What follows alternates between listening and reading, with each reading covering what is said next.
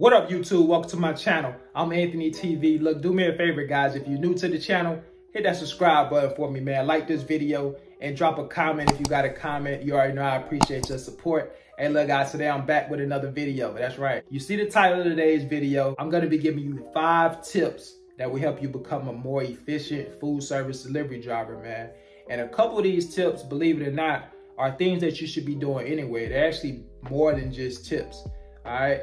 But we'll get into that a little bit later. Without further ado, man, let's go ahead and dive into today's tip. The first tip is getting an adequate amount of sleep. Making sure that you're getting enough sleep is definitely priority. At least it should be. I know for me personally, if I get 5 hours of sleep minimum, I'm good to go. Anything more than that, I'm great. All of our bodies are different, and you guys should know how much sleep you need to get through a 10 to 12 hour shift. Very important that you get that sleep, guys. You don't want to be coming to work not energized, sleepy, tired, and most importantly, you definitely don't want to be operating a vehicle if you're feeling fatigued. All right, so getting proper sleep would be number 1. Tip number 2, coming to work on time.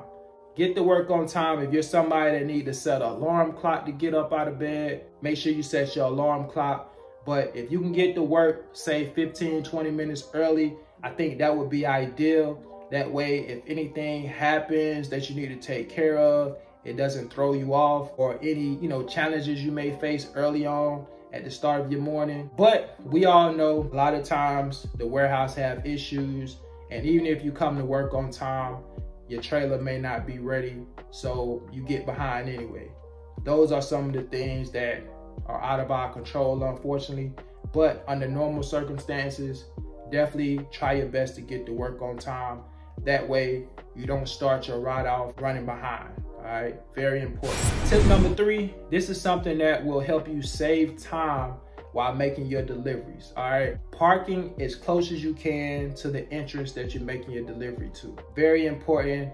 And small things like this can definitely help you save time out there in the field when you're making your deliveries. We all know we have some customers that we deliver to. We may have to walk a long distance to get to customers. Like, for example, I know I have delivered to malls in the past and schools where I had to walk very far to get to the customers. Typically, when you're delivering to those places, that's pretty much the norm. So anytime you can get to a customer where you don't have to walk as far, take advantage of those situations and get as close to that entrance as possible to limit the amount of walking you have to do. Listen, we on our feet all day. Some of us are going up and down ramps all day. I know some of you guys have lift gates, but you still have to roll the product into the customers. Getting as close as possible as you can will help you save time when making your deliveries. All right, so that's number 3. Parking as close as you can to the entrance without hitting anything.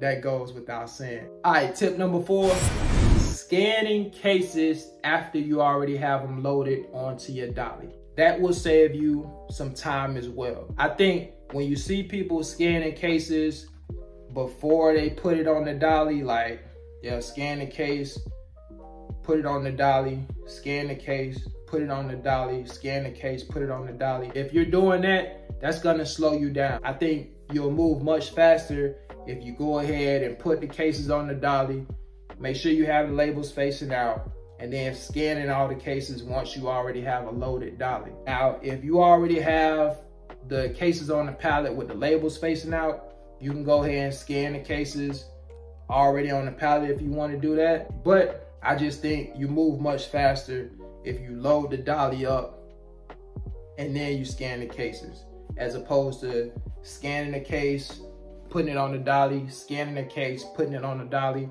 That's something that maybe a newer driver would do. So that's why I'm making this video right here, right now, to let you guys know it's a quicker process that you can take that will help you save time in that area. All right, so that would be number 4. All right, last but not least, tip number 5, and this is one that we don't talk about much, but limit the amount of times you touch the same case. This will not only save you time, it will help you from doing double work. All right, so ideally you really want to be able to touch a case one time. And when I say touch a case, I mean pick up a case. For example, when you grab that case off the pallet, the next place it's going to is your dolly. And that's it. That's one touch, all right?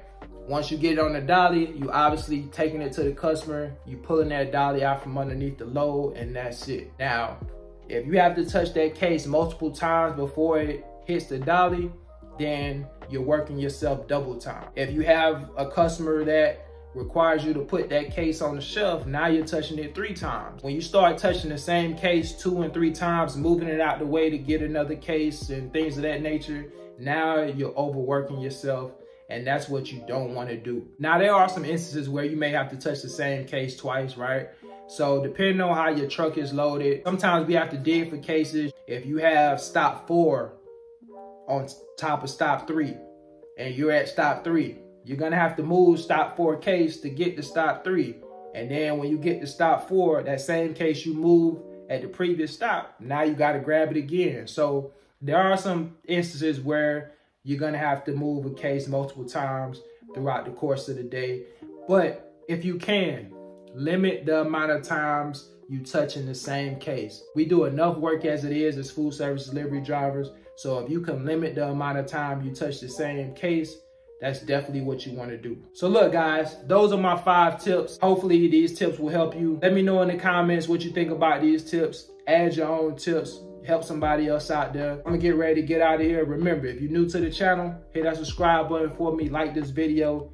Drop a comment if you got a comment. Until next time, I'll catch y'all on the next one, man. Y'all take care. Peace.